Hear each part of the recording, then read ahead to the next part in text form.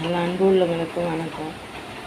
நான் இப்போ பச்சையம்மா சுரூபம் காட்டின்னு இருக்கேன், பார்க்குறீங்களா வீடியோவில். அதை நான் மேட்ச் பண்ணி போடுறேன்னு சொல்லிட்டு பிளாக் பண்ணுறாங்க.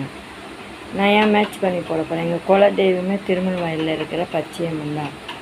எனக்கு 1 வருஷத்துக்கு முன்னாடி முடி இடுப்பு வரல வந்தது.